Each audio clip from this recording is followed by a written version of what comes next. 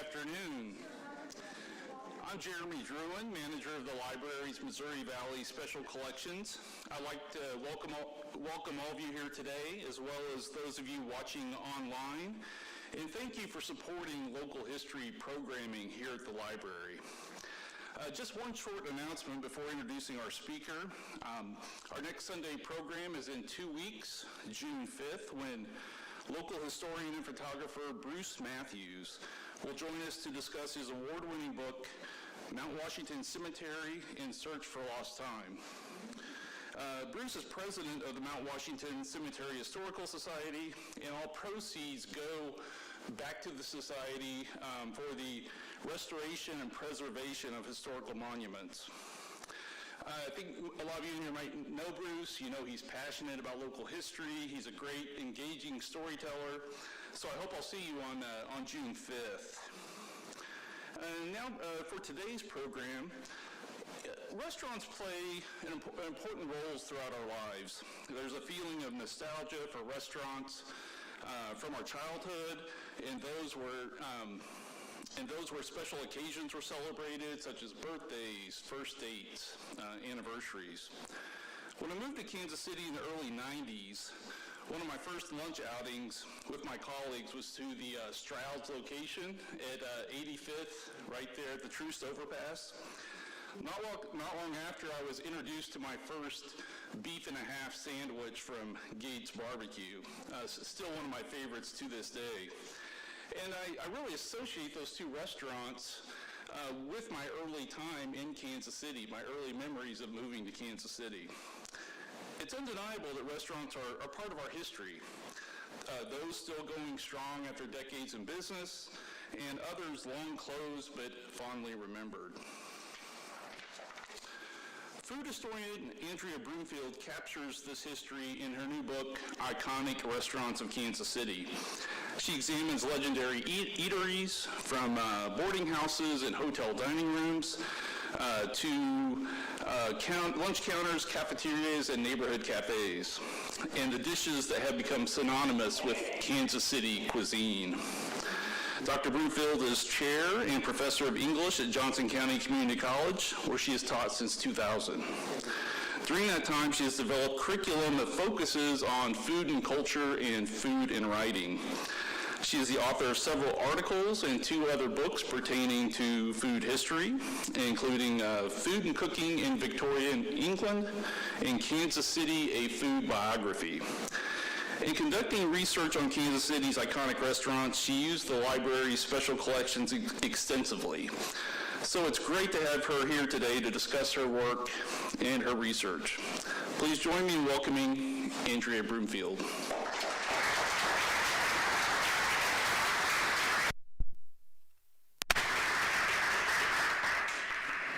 Thank you, Jeremy, so much for that introduction.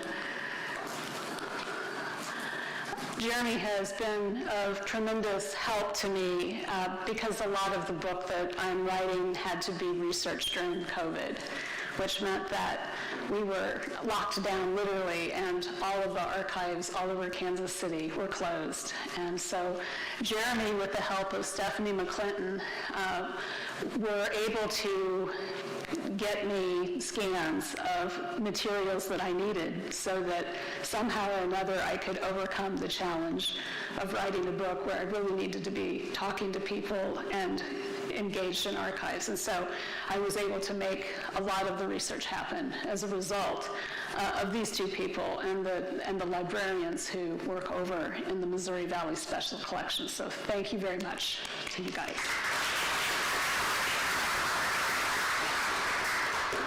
So it's very difficult to write a book about restaurants, especially when you have a very limited word count.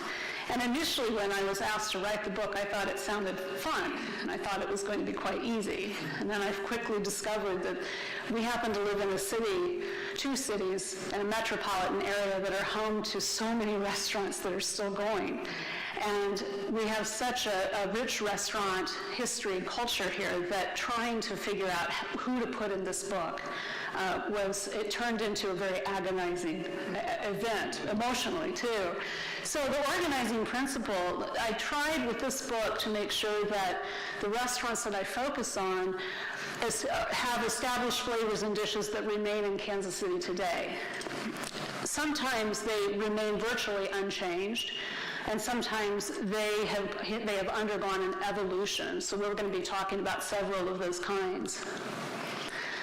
The restaurants in the book were typically owned by more than one generation of a family, sometimes as many as 4 or 5, and/or they brought into the business people who I would call apprentices or protégés, who trained with the restaurateur, the chefs, to understand and respect those flavors and recipes enough that they continued to use them throughout many decades. These are the kinds of questions that I try to explore, not just in iconic restaurants of Kansas City, but also in Kansas City, a food biography, and in my research in general. Why does our restaurant heritage matter so much in Kansas City? And what is the value of understanding flavors and techniques and recipes that we have that come from the past? How does a city go from just having a reputation for good food to having a reputation for cuisine? And by cuisine, I'm talking about when food becomes elevated so that it's more than just satisfying your gustatory interest, but it actually has a sense of art about it. And then, most importantly to me, as I was writing this particular book, Iconic Restaurants of Kansas City, is how could restaurateurs and chefs and bartenders and pitmasters and cooks and patrons more consciously consider how our distinctive past informs our present and future eateries. Because that's really how you develop a restaurant culture, is that you're consciously honoring and paying attention to what came before as you look ahead. Because in this era of climate change, we have to look ahead. There's no way we can't. But how do we make sure that we're keeping in our minds all of what came before? I think that's what creates a great restaurateur and a great chef, as well as great patrons. So the book is long. It looks pretty thin, but it's pretty dense. It's packed. And I thought what I'd do today is take you through the chapters of the book and focus on 1 or 2 restaurants per chapter, with you understanding that, of course, I'm leaving lots out for the sake of time. But I try to cover a vast many more in the book itself, and during Q&A, if you have questions about those, by all means, I'll try to answer your questions. So let's go ahead and get started. The first chapter of the book starts before Kansas City exists. It starts back in the days of Westport, and you're looking there at Joachims Tavern at Westport Avenue and Mill Street, that we think was probably the first place to gather enough momentum and interest and profit that it goes down in the annals of our history. But a lot of the people who were stopping to eat at a place like Joachims Tavern would have been watering their livestock and provisioning themselves to head west. Westport grows tremendously because of Santa Fe Trail traffic, and all of these people who are stopping there need to be fed, their horses need to be fed. And Daniel Joachim was from Tennessee, and he and his family, and likely his slaves, catered to all of these people who were camping in the vicinity of this ground, and they would go in and they would have some probably really lousy food, probably sow belly and bad coffee, and probably they were trying to get it all down with a lot of bad whiskey as well.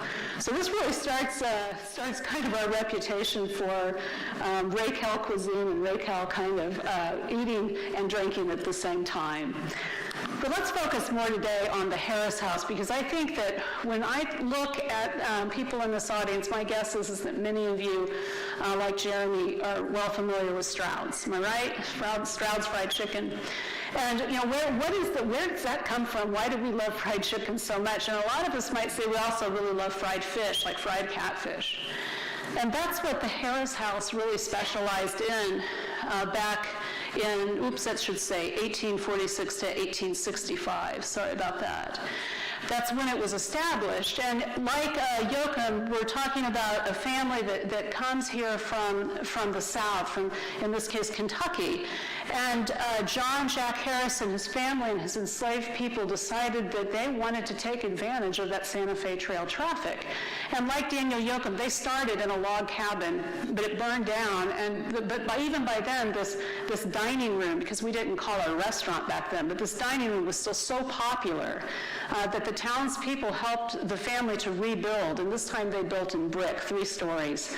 So people would come to this place and they would stay, but they also came there to eat because it was renowned for its food. And so lots of people that we would call celebrities back in the day would stop there, like Washington Irving, the famous writer who some of you might be familiar with, or the explorer Francis Parkman Jr., and they wrote about the Harris House.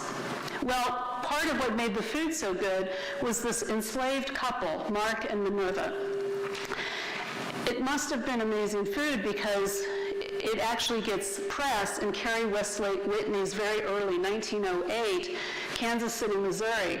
And most historians don't talk about food. You know, it's just not something they focus on. So for somebody to focus on it in a big book of history tells you it must have been extraordinary.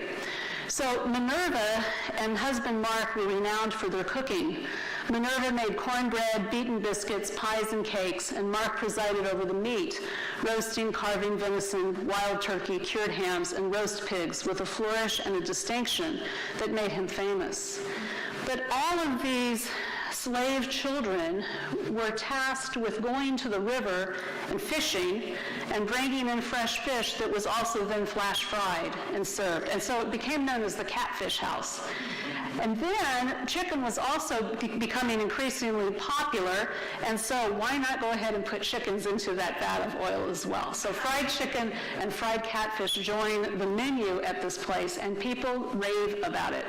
It closed because during the Civil War, during the Battle of Westport, the house was commandeered by the Union Army, and the Harris family had the brains to get out of the way, and so they did. But the lore of the place lives on in our memory, and when the building was finally razed in the early 20th century, there was a huge outpouring of anger about it because people remembered it. People wanted to bring back the Harris house, and specifically because they associated it with such great food. So after the Civil War, Kansas City has already developed in pre-Civil War days a kind of a reputation as a crossroads and a place that gets its start provisioning, in other words, providing people with food. And that only becomes cemented after the opening of the Hannibal Railroad Bridge, which was the first bridge to cross the Missouri River, and which really puts into momentum the development of the stockyards, the development of the wheat and cereal milling that's being sent east to feed these hungry populations. But at the same time, if you've got a railroad bridge and you have a railroad network, you become a crossroads for people who are traveling across the country. So the second chapter of my book really looks into how eateries develop because of people who are passing through on their way somewhere else. We look at a picture here of the Westport Room. This was one of the Harvey House restaurants that was considered to be really posh in 1950, 1940s. And that kind of gives you an idea of the kind of fine dining that you could find at Union Station. You could also go to the Four Winds at the downtown municipal airport that was considered fabulous by its standard as well. However, I'm going to focus with you on the Coates House because in terms of fine dining in Kansas City, this is reputedly the first place where you could get it. And in this time period, the 1800s, you really didn't have restaurants, not in this part of the world. So people who wanted fine dining would go to a hotel and they would look at a bill of fare, and oftentimes it was table d'hôte. In other words, it was just what they would put in front of you. But the Coates House actually had an a la carte menu, as a restaurant would, and this was a place where people would claim, hey, we're a very civilized place because we've got this beautiful restaurant. So it's there on 10th and Broadway, and the vestiges of it is still there, just right up the street from where we are. But this was the place where people also hosted fancy banquets. When presidents came into town on various tours, this is where they would be wined and dined. But as you can guess, the Coates House very quickly has competition. And so its reputation for luxury dining, it lasts for quite a while, but because Hotel Baltimore comes and it's the next big hotel, and the next thing you know, we've got the Mulebach, which most of us, of course, are familiar with, the Coates House sort of wanes in terms of its prestige.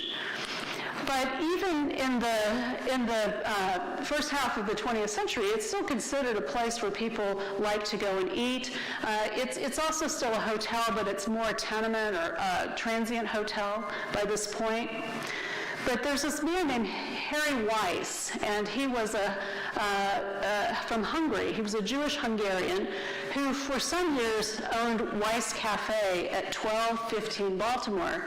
He gave up that property when Max Breton came to town and opened a restaurant called Breton's, which was a fine dining restaurant. But Harry moved into the Coates House and continued for some time there to operate a very lively restaurant that specialized in the Hungarian Jewish cuisine that he was renowned for.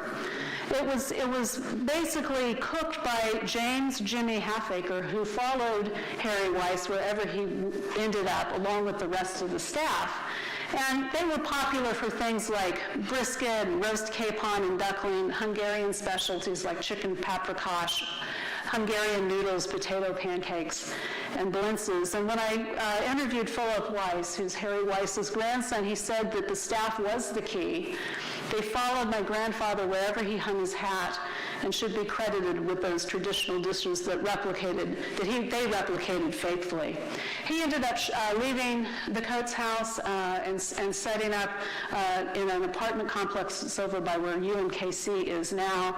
And sadly, the Coates House burned. There was a terrible fire, and it was a shell of what it was, but ultimately it was somewhat refurbished, and now today it's condominiums, but there's no restaurant there, alas. The Savoy Hotel is also a part of that early history. It was very popular with business people, businessmen, who would stay there when they were coming in on trains that were still using the Union Depot as opposed to Union Station, which hadn't been built yet. So it catered largely to men. And you're looking at one of my favorite pictures there, the grill entrance from 1989, which doesn't seem to me to be that long ago.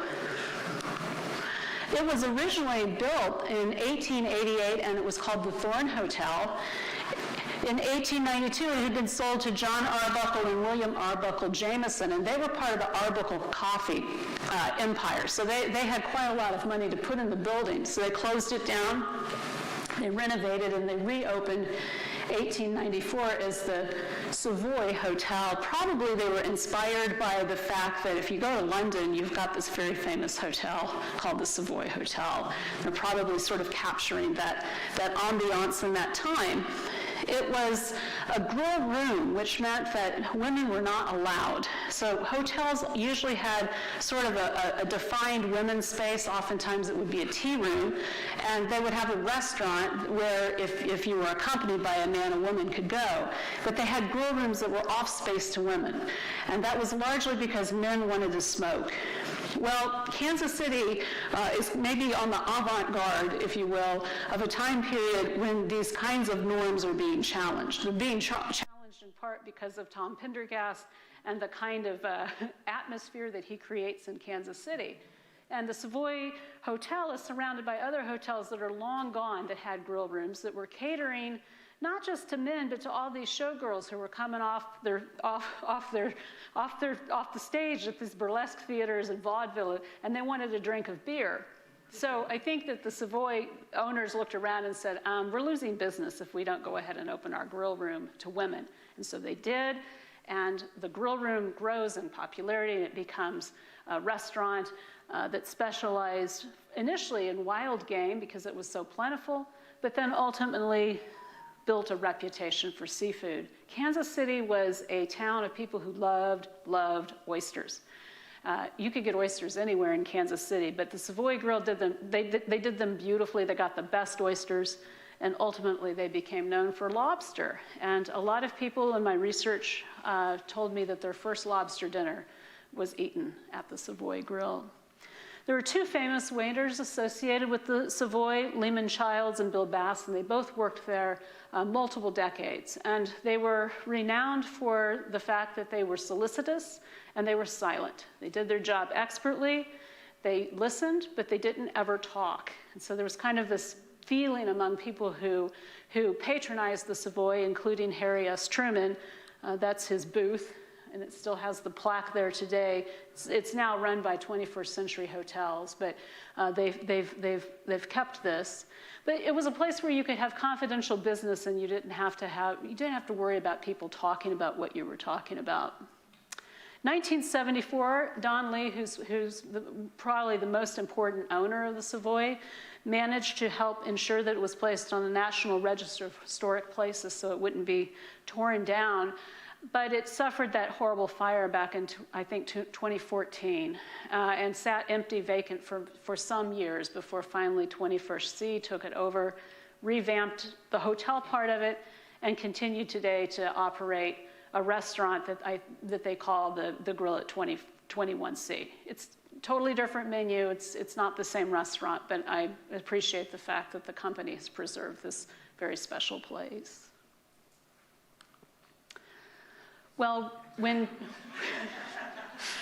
trains fall out of use and the automobile replaces the trains as a primary mode of transportation, we have a whole new landscape of restaurants that come into existence in Kansas City. We're going to talk about tea rooms, and we're going to talk about Stevenson's.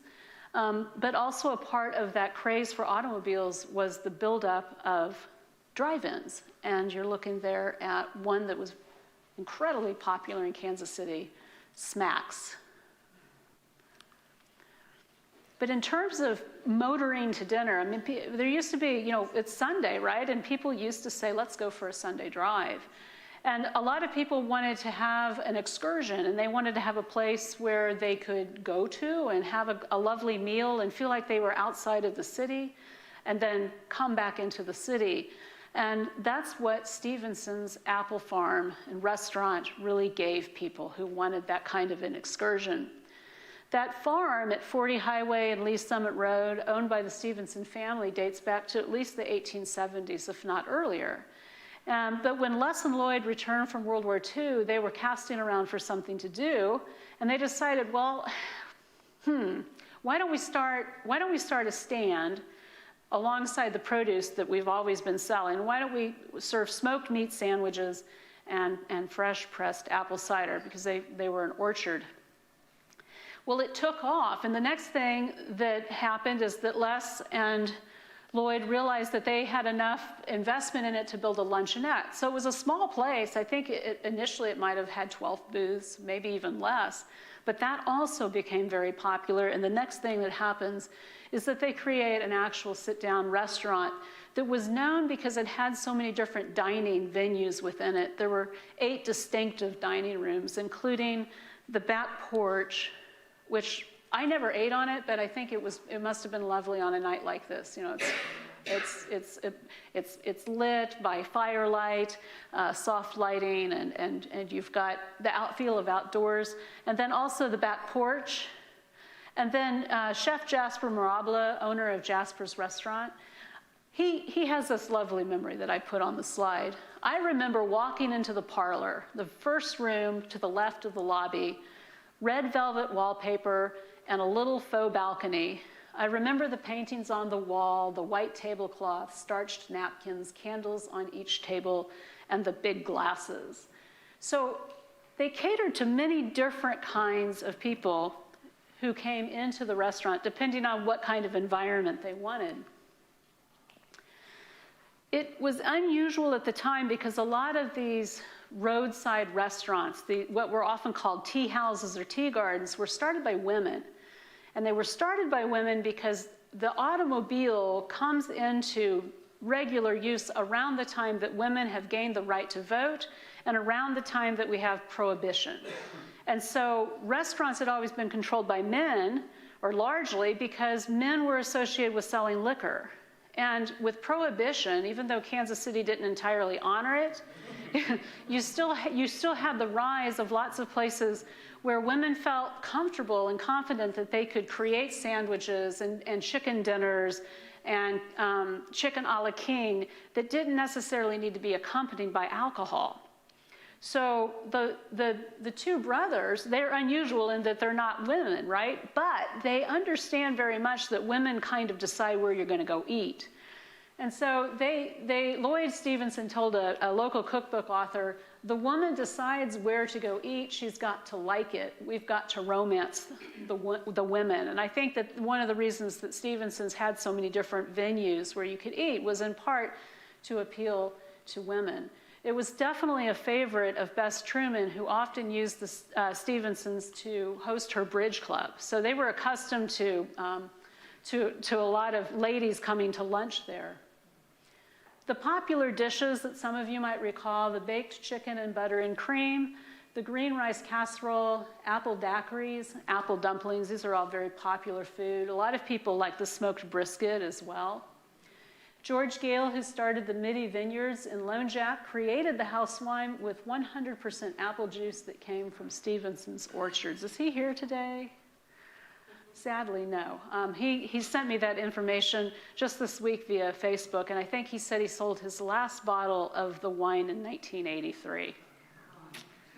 So the Stevenson's Apple Farm restaurant was so popular that they created a branch of it in the Northland, and they also ran the Cedar Mill restaurant in Jane, Missouri, which is right there on the border of Arkansas.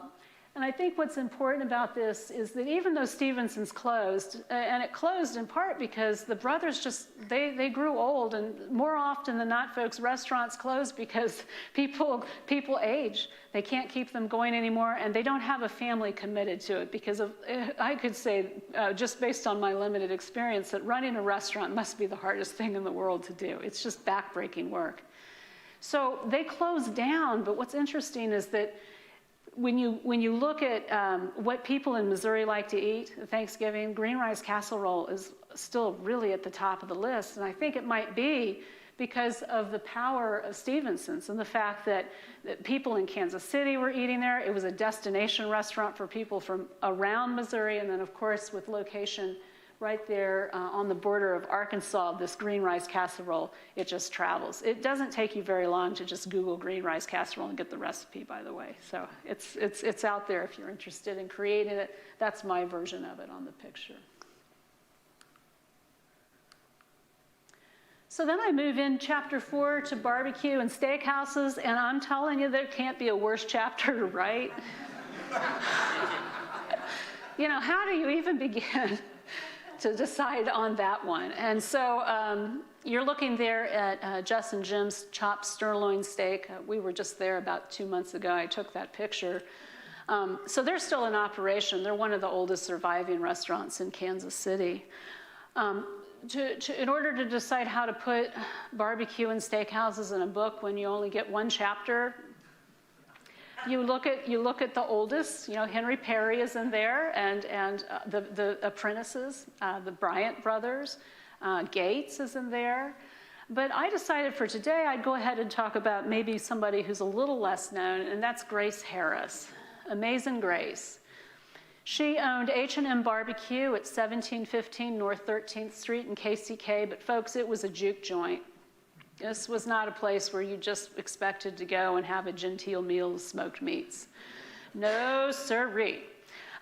Grace Harris learned to barbecue on the job at Boyd & Son Barbecue, which was at 5510 Prospect. Otis Boyd is a name that some of you might be familiar with, and I'm not necessarily convinced that he wanted Grace to learn how to barbecue from him.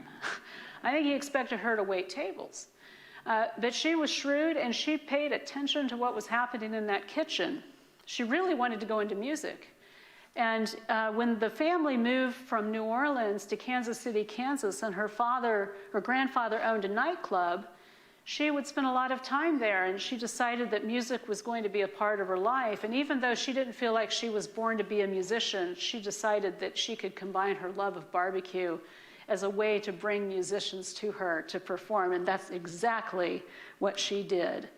You're looking at H&M, and that's the cover of blues musician Glenn Patrick's album, Original Blues. He lives in California now, but when I interviewed him about Amazing Grace, he told me that she would always give barbecue to musicians for free, but that I wasn't supposed to tell anybody that, but I'm going to tell you. He idolized her, as did many musicians, and he commemorated her in this wonderful song called Down to the Barbecue, which is on this Original Blues album. I thought I heard the rooster crow. Gotta get up out of here, gotta get up and go out the door. Miss Grace loves serving barbecue. You know she loves the place. Dancing at the table, dancing in the yard. Someone said, it's 6 a.m. What time does party start? Gotta get on up out of here, stayed too late, baby, but it sure was fun. The song really captures what I think Grace was trying to capture for people who knew where she was. She didn't go to great lengths to advertise herself. However, Roger Neighbor knew who she was, and when he started the fabulous Grand Emporium at 32 Main back in 1984, he sought her out personally because he knew that she knew how to work with people. She loved people. And sure enough, she decided to go to work for Neighbor, and she was famous for all these Creole specialties that she was turning out, as well as the fact that she was creating a new barbecue flavor every couple of weeks. So she had up to 32 different kinds of barbecue sauces to put on the barbecue meat. A quote from her was, "Blues and barbecue, it's a love thing. I love to give these musicians this barbecue because it's what they love. They love to give me this blues because that's what I love." Many people today still mourn the fact that the Grand Emporium is no longer with us.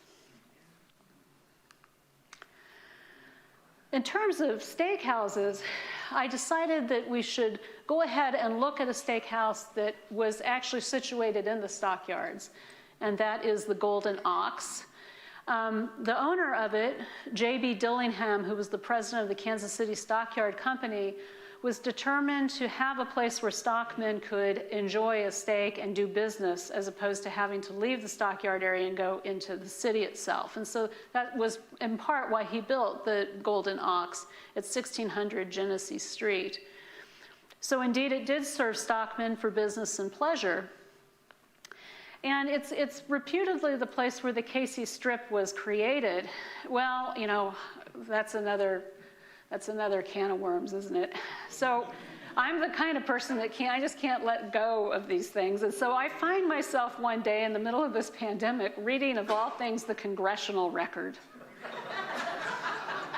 And I don't know how I got to it, but I did. And these are what all of these Congress people are saying on the floor of the Senate and the House of Representatives. And here's Representative Victor L. Anfuso from New York. It's 1962.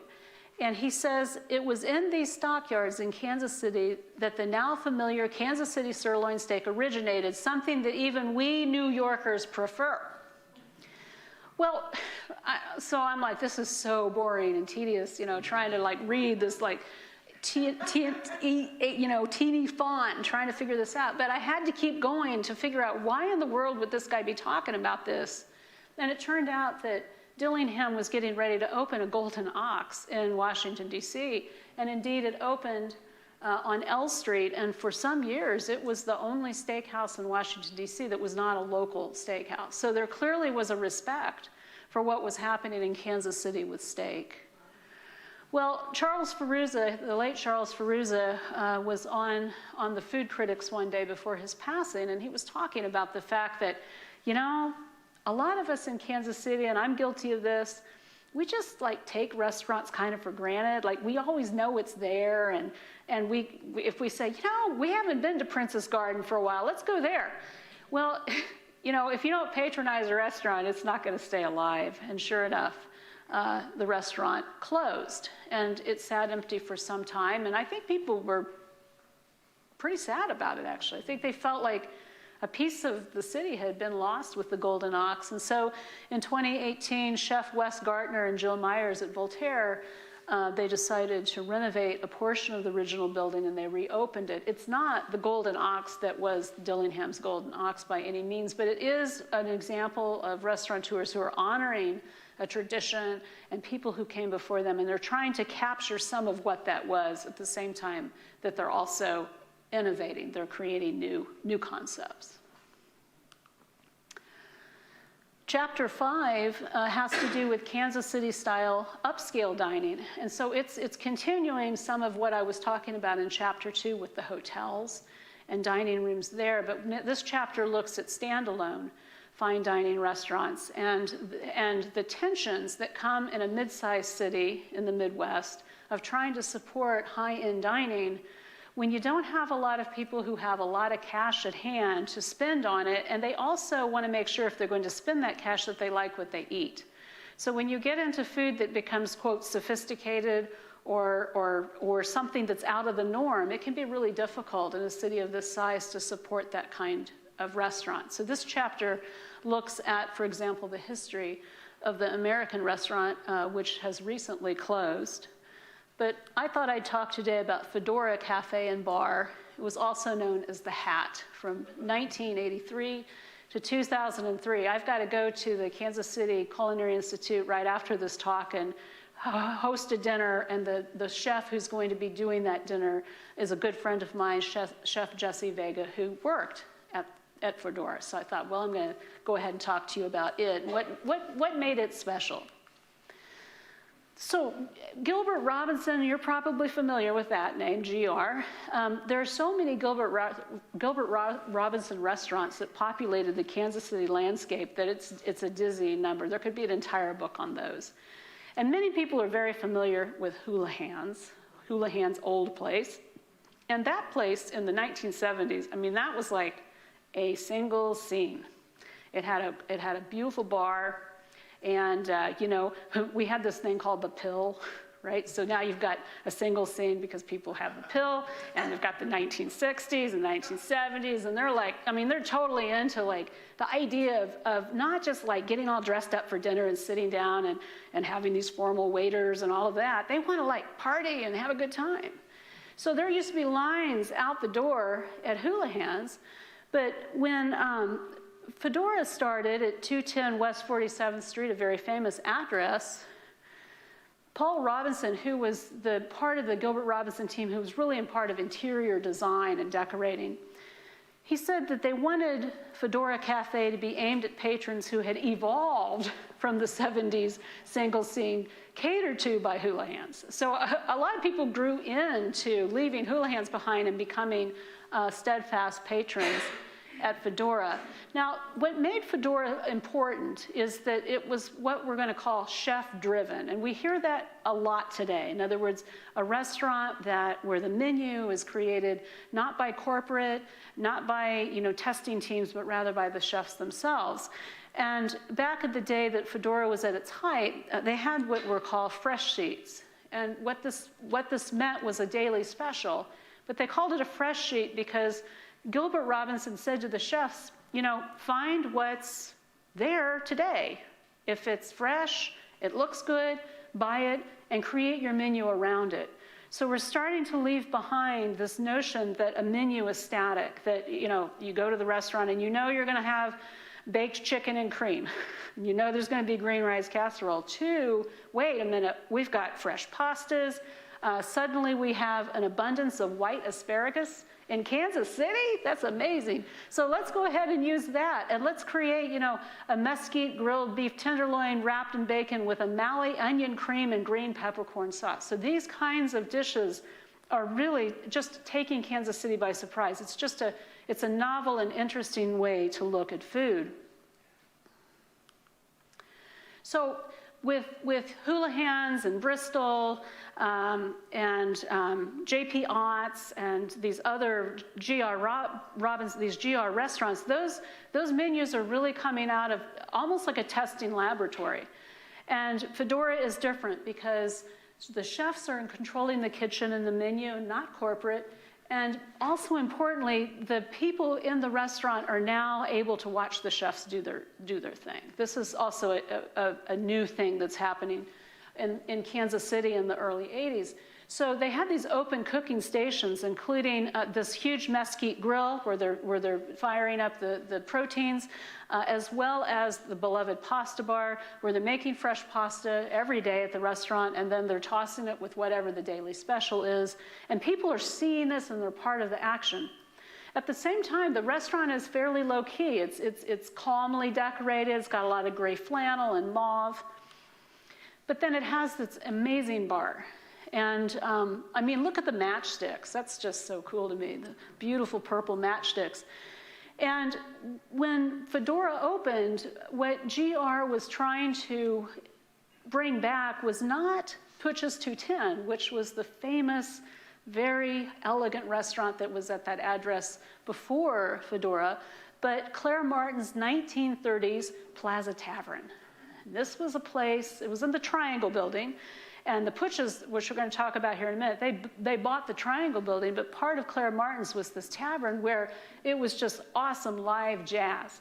And people were slurping oysters and drinking champagne.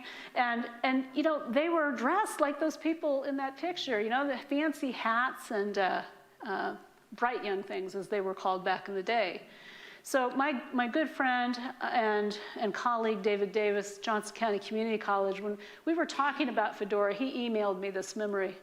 It felt like a jazz club should, with a good-sized stage occupying the east wall and a beautiful ornate bar on the west wall. So lots of people were going to Fedora to listen to the jazz, Angela Hagenbach, the Tony Ruskin Trio, and they were really feeling like it's a good thing to live in Kansas City.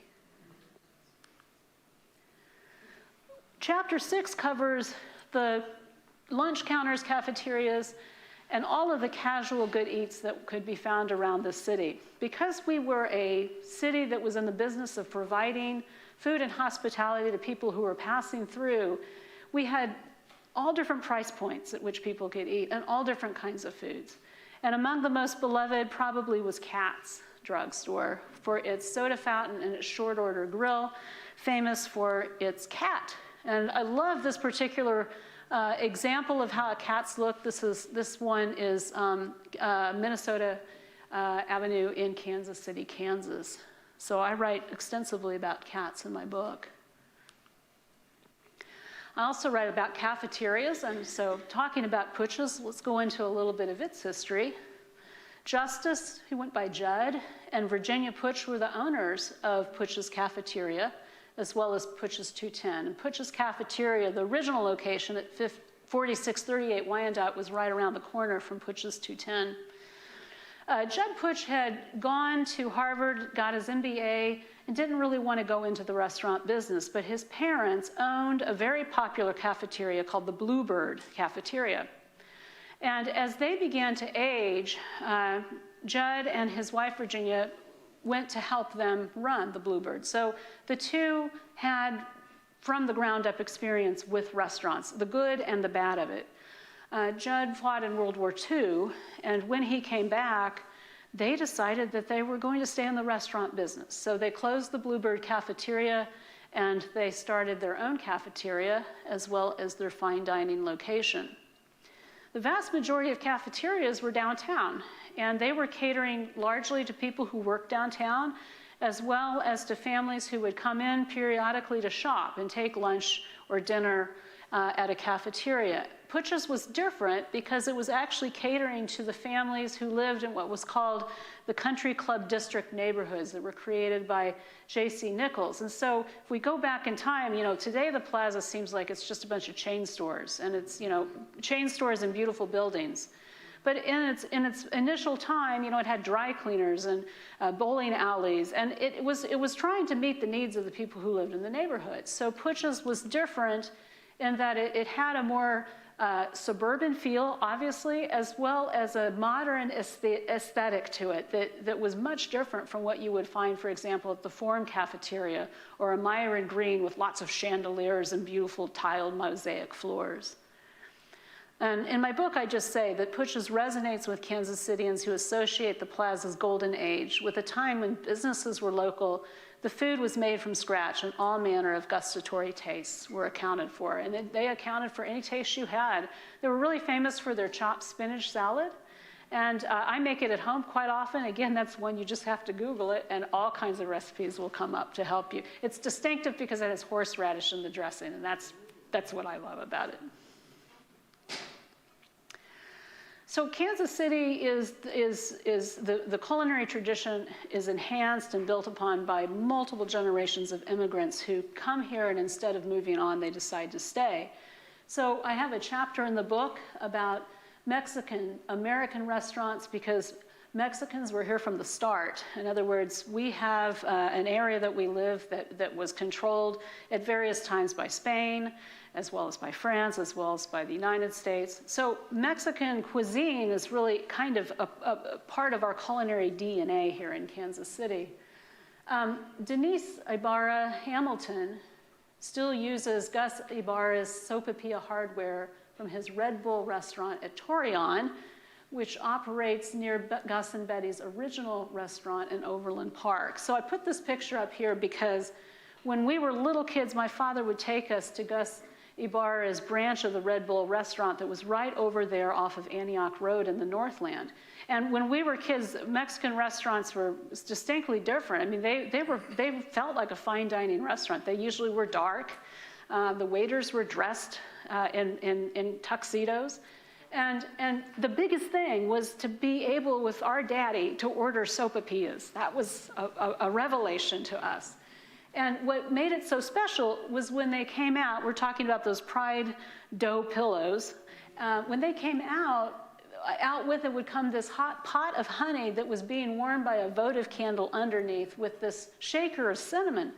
Well, Denise Ibarra Hamilton, her father was Gus, her mother was Betty. Gus and Betty started the first known Mexican restaurant in Overland Park, and she kept all her father's hardware. So that's a tiny little place, and if you really want to know how a lot of people were introduced to Mexican food of my generation, Denise is still making those recipes exactly as they were being made over on Vivian, Antioch, 1965.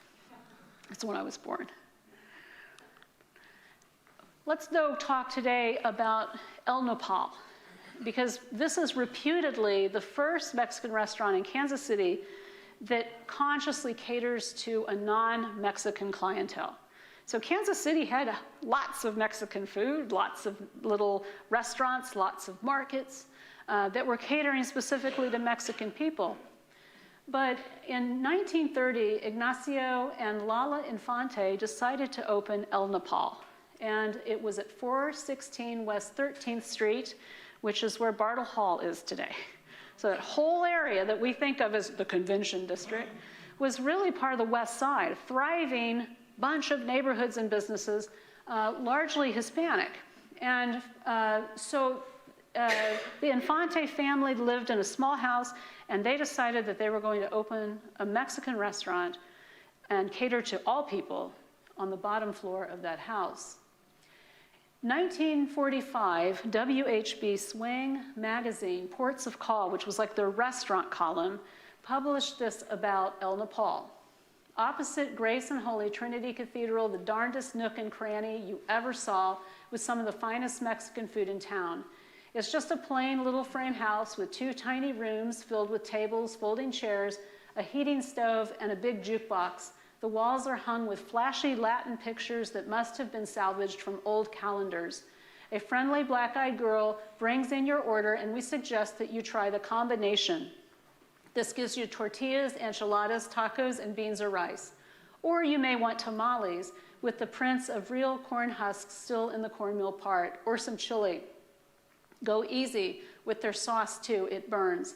The cute child who stares around the corner at you is Suzanne. The spelling is ours. Well, Suzanne and I had a lot of long conversations, and that is indeed how she spells her name. And she told me about the history of her parents' restaurant, and indeed she was that little girl, and she grew up in that restaurant, waiting tables, cleaning, and helping her mother prepare the food. eventually, when Southwest Trafficway construction starts, it just really creates lots of havoc downtown. And so the Infantes decided to move to a location away from the commotion, and that was their restaurant called Lalas, which was, I believe, over off of Troost. But the menu is selling exactly what we think El Nopal was selling. It's just a new restaurant name and location. But when we look at this menu today, the combination plate, the Mexican plate, the tostadas, the enchiladas, the tamales, tacos, et cetera, I think we're looking at a lot of what we are used to seeing still today. So we see how these traditions begin. Here's this family who found their restaurant profitable. Why would you want to change much about it? You're going to keep doing what you do. But Suzanne told me that her mother got tired. Mother was like, I'm really tired of running this restaurant. Her husband had 3 jobs, including helping to run the restaurant, as well as working as a cook and or a waiter at the Mule Bock, and then a 3rd job. So Lala decided she's going to go into what we're going to call restaurant consulting, which I love. Okay, so she would not call herself a restaurant consultant, but that's basically what she's doing. The Barrera family in Claycomo, Northland, has just started El Sombrero, and they're really struggling to bring in patrons. So they hire Suzanne to go to their restaurant, teach them how to cook. It's still going today. So if you want to get a flavor of what Kansas City was in 1930, you can go to the Barreras, El Sombrero, and by golly, they honor Lala and her recipes, and they've got a plaque and pictures of her. So it's really interesting to me, this connection. But they were famous, Lala and El Nopal were famous for the Kansas City taco, which many of us consider to be something that might go the way of extinction as we have more trendy kinds of taco places coming into Kansas City that are, quote, authentic. The Kansas City taco is special, and this picture is actually from El Sombrero, but they're special because they're topped with Parmesan cheese. And they're topped with Parmesan cheese because Italians and Mexicans often work side by side in the meatpacking industry, in the stock markets, and in various industrial jobs. And the Italians were not going to come here and not have Parmesan cheese. So they're creating it, and the Mexicans are like, hey, could we buy your cheese? And they're like, sure, you can buy our cheese. So we're topping our cheese with Parmesan cheese, our tacos with Parmesan cheese of all things. And so Suzanne told me that basically her father, when he was in the restaurant and doing something other than bookkeeping, he was chopping all the lettuce for the tacos. And the way those tacos are created, including today, is you take the tortilla, it's probably La Perez, which is a local company, you put the filling in, you clip it together, you drop it in the oil, you fry it. It comes out of the oil, you unclip it, you open it up, you top it with tomatoes, lettuce, and Parmesan cheese, and that's a Kansas City taco. So you can get that at Manny's. You can get it at Los Corral, right up the street from this place. You can definitely get it at El Sombrero. If you want to know what that flavor is, this is where you can go find it. So just like Mexican Americans, they make a massive culinary thumbprint on our city heritage, so do Italian Americans. What makes Italian Americans important is that the majority of them that settle in Kansas City are coming from southern Italy, which is heavily agricultural. These are people that are very, very familiar with vegetables and fruits and produce and products that come from the land, and they respect these things. They come here with a profound respect for food, and they are not going to give that up. So a lot of them end up going into wholesale meat, vegetable wholesale, into baking, into manufacturing pasta, into manufacturing cheeses and salamis. You're looking there at Italian Gardens right before it was raised in 2003. This is basically the one of the saddest decades, that and the decades before in Kansas City. Urban renewal had just hollowed out the city.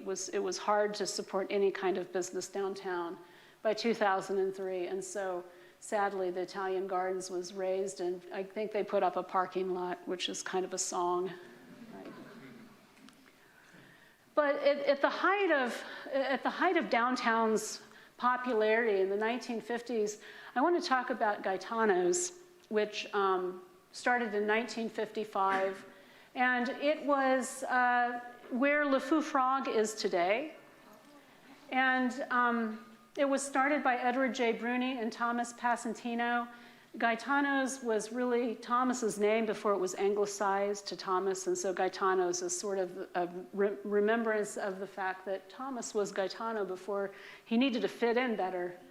It eventually moved in 1969 to the River Hills Mark I, which was this fabulous apartment complex, a great big complex that was fairly close to where the original was, but much swankier, a beautiful space.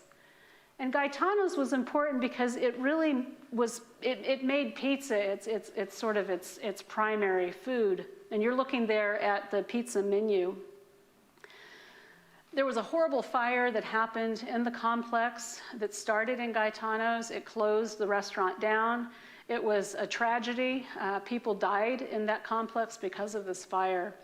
The restaurant was never resurrected, but Bruni continued to make the pizzas in what had been the storeroom of the restaurant, and people would drive in and they would get their pizza to go. So he continued the pizza business, and he grew the pizza business. He began to franchise it, and so there was a Gaetano's Pizzeria that was very close to Johnson County Community College over at Quivira and College.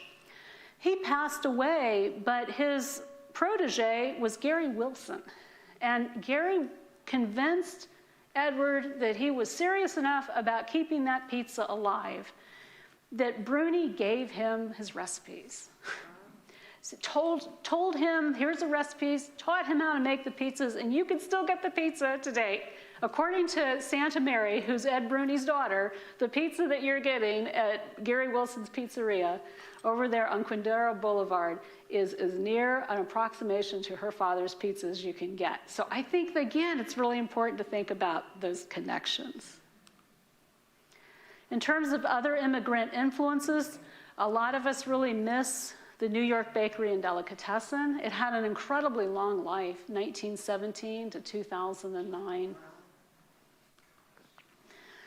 However, King Joy Lowe's is the one I'll close with today. It is, for many people of my dad's generation, it epitomizes what downtown meant. It was a place that was always on the second floor of a building. And so you had the drama of walking up the stairs and into a space that was not Kansas City, at least for my dad's generation. The original King Joy Low started in Chicago in the early 1900s, and it was part of the Chinese Empire Reform Association's way of introducing Western audiences to Chinese food, but using the money that they were making from it to funnel into political causes in China. It turned out that Chen F. Fawn, who was the manager of the King Joy Low in Chicago, his brother was living here in Kansas City, Chen Man Lee. So he opens the Kansas City branch. Oftentimes people associated Chinese food with nightlife, with the fact that you would go to shows and then after the show you would go out for Chinese food, or in the case of this particular operation, you go up the stairs for Chinese food. And it operated very successfully until 1961 when the drugstore, Parkview Drugs, caught on fire and caused extensive damage to King Joy Low, and it did not open again. However, Bo Sing Young and Harry and Don Toy, who worked at this restaurant and had part ownership of it, they continued to operate Chinese restaurants. Bo Sing Young had a restaurant on the plaza for a while, and then Harry and Don Toy, you might be familiar with that name from the House of Toy that was located on the plaza.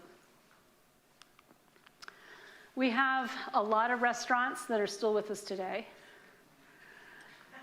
And this chapter, if the barbecue chapter was a nightmare to write, but so was the chapter still with us, because there's, how do you decide? I mean, we have hundreds of restaurants, and many of them are more than 50 years old. 50 years old in Kansas City is like, well, that's kind of like a baby.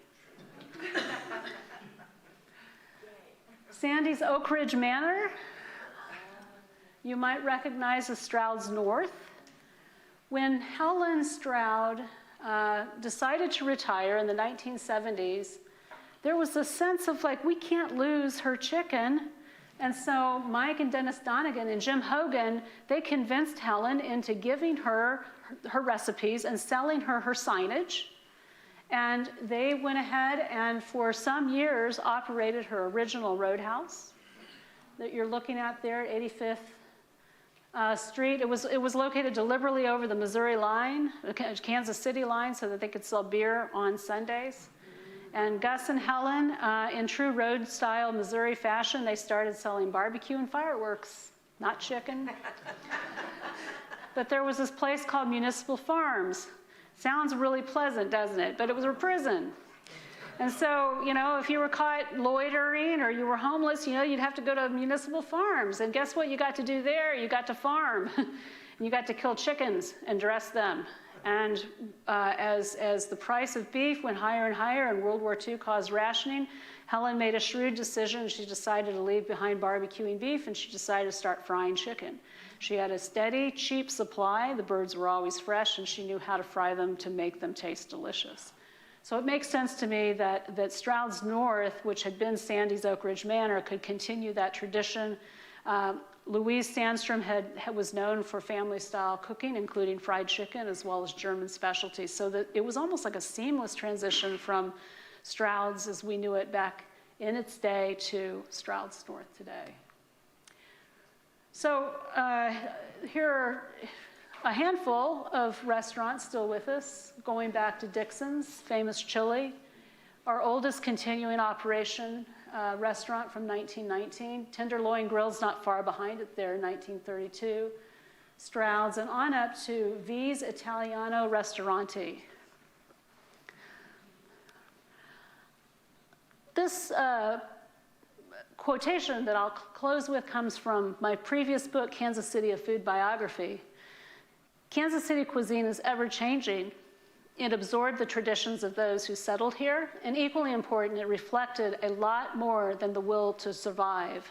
It continues to borrow the culinary strategies of newcomers, no matter who they are. This liberal approach to food, with its combination of adventurous taste and pragmatic adaptation to what is available, is essential to understanding Kansas City foodways. I have time for questions, and if you have a question, if you would please use the mic, because we are recording this and it's being live streamed, so that the mic will pick up anybody's question. And afterwards, I'll be out here to sign books if you'd like, and to visit with you further. But thank you so much for your rapt attention. I appreciate it.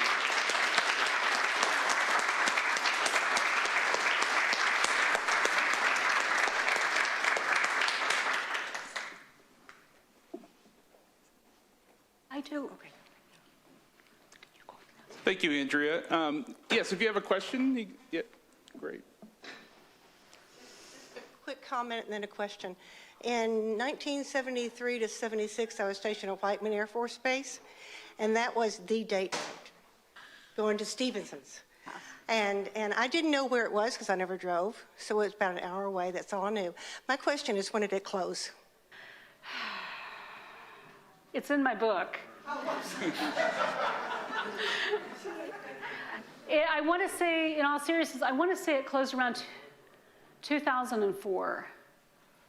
It limped along for a while, but I think 2004 is when it finally closed. The one in the north might have stayed open slightly past that, however, like 2005.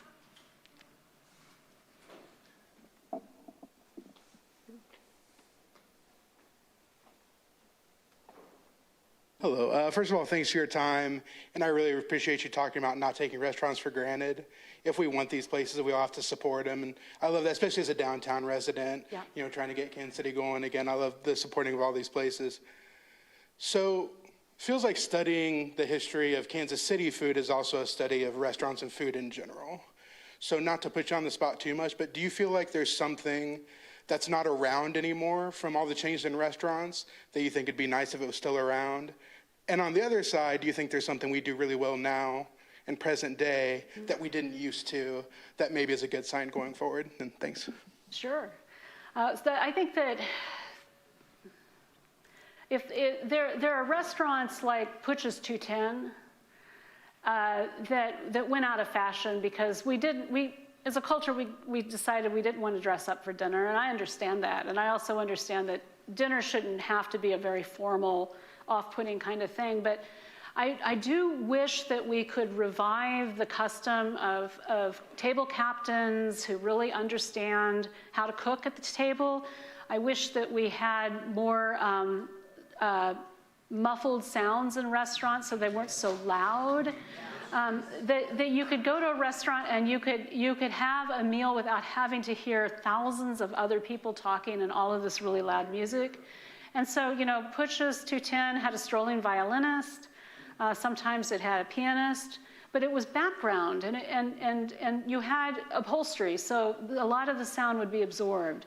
And I think that there's a place for that. I understand that it's really expensive to do it. A lot of restaurants are bare bone because they don't have the staff to clean them. It's hard to clean carpet. It's hard to take care of drapery. But that's something I think there should be a place for that. When I think about things that we have now that would be really sad if it went away. Right now, I think we are going through an incredible culinary renaissance. And there are several restaurants that I just adore because they understand Kansas City vibe, but they do interesting and wonderful things. Like, take, for example, Blue Koi. Blue Koi plays with tradition in interesting ways, but it's an accessible restaurant. It's family-owned. They're friendly.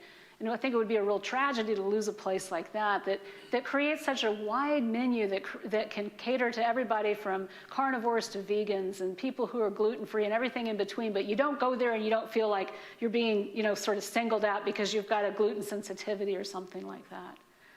Thanks.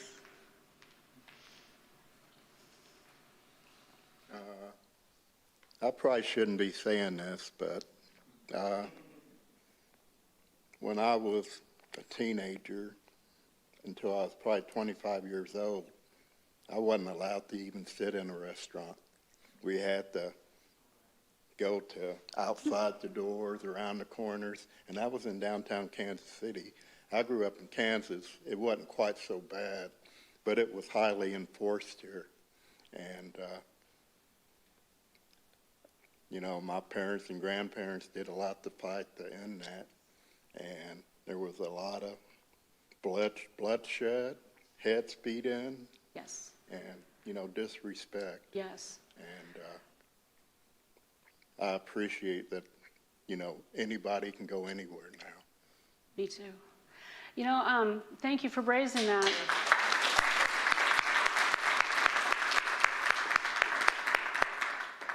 My book goes into that history. It doesn't leave any of that out. When you're in Union Station and you're talking about the Harvey House, for example, and how wonderful it was, well, if you were of color or you were an immigrant, you weren't allowed into that lunchroom. You didn't have any experience with the Harvey girls at all. You were eating in the basement. It was called I think it had a name like a immigrants waiting room. And that's where you were forced to go. The thing that makes Cats interesting is that the very first desegregation battle that happens with Cats doesn't happen in Kansas City. It happens in Des Moines, Iowa.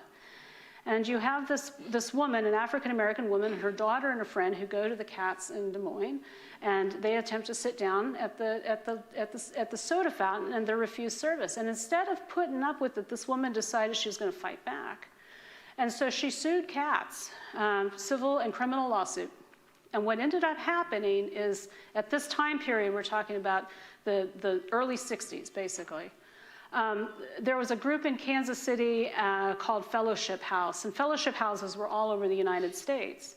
And they were largely comprised of interracial groups, often religious, including Quakers, who would attempt to go into boardrooms, Cats in this case, and they would argue for allowing interracial groups to come into the restaurant and sit there and have a meal to show people that there was nothing weird about people of different races eating together. At the time, the owner of Cats agreed to this experiment, and I hate to use that word, but that's the way they would have seen it. And sure enough, they allowed interracial couples to go to the Cats, in St. Louis and sit there, and there was no problem. And so Katz was one of the very first to desegregate. However, in Kansas City, the battle to desegregate restaurants was vicious, as you're saying. And the thing that makes it really, really sad and tragic is the Kansas City Star refused to report it. So the Kansas City Star and the Kansas City Times are not covering, for example, you probably you participated in or maybe remember the boycott that took place at the department stores. This was right before Christmas. And it was freezing cold in Kansas City, and these groups, like the Fellowship House and CORE was another organization, they stood out there and they boycotted Peck's and Emory Bird Thayer and Jones and Macy's, and they withstood those temperatures, and eventually this caused these department stores to allow people who they were welcome to shop there to sit down and have a cup of coffee. But people were, the reason I point out the Star is because here are all these shoppers, and they see this picket line, and they say, what is happening? And people would explain, well, we're not allowed to sit at the lunch counter. And they would say, you're kidding, you're not? No. Well, it wasn't reported on in the Star or the Times, so they were somewhat ignorant of this. Even after the National Restaurant Association banned discrimination, even after civil rights passage, banned discrimination, it still happened in Kansas City. And a lot of people don't know that, in part because of the reporting, but also because the city was really, it had a very Southern sensibility to it, and Jim Crow was rigidly enforced, as you're saying. There was violence, but it just didn't get much reported. But it's in the book, so thank you for giving me some time to talk about that. Would you like to use this mic?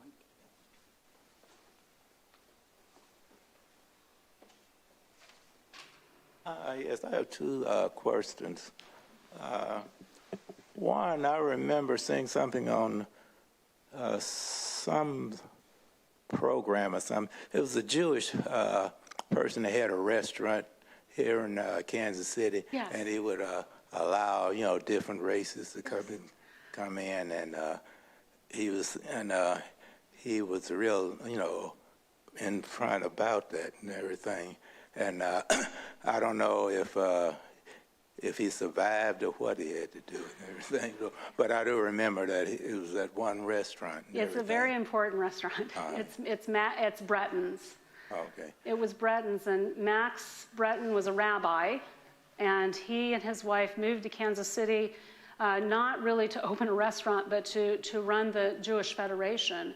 But Max Breton decided, and his wife decided, that they would go ahead and open a restaurant, in part because he saw his job as a rabbi as being a peace builder. And he thought he could build more peace and interact with more people in a restaurant. So Breton's was indeed one of the restaurants that worked with the Fellowship House to allow on Wednesdays for interracial dining to happen at lunchtime. Because he believed that if the Missouri Restaurant Association, the Kansas City Restaurant Association saw that, it would help to bring down those barriers. When I interviewed Debbie Grandoff, who was Max Breton's daughter, she told me that one day this man became very upset about the fact that there were African Americans dining in the restaurant, and he went up to Max and he said, I'm not going to come back to this restaurant. And Max Breton, this is according to Debbie, put his arm around this man and looked him in the eye and said, we'll miss you. Yeah. And the other question, Eddie's, I think it was on 13th and, was it Baltimore? Eddie's Supper Club. Was it true that Liberace once worked there, played there? Yes, it is true. So Eddie's was the premier supper club in Kansas City, and before television came along and made it easier for performers to just go on a variety show like Carol Burnett or Ed Sullivan, the Kansas City was part of their circuit. And so just this crossroads again, I mean, you're usually going to have to stop here anyway and refuel your jet before you move on. So we were part of the Vegas, New York circuit, and we brought in all kinds of famous celebrities like Liberace, who would often end after their performances going to Eddie's Supper Club because you could eat a great meal there late.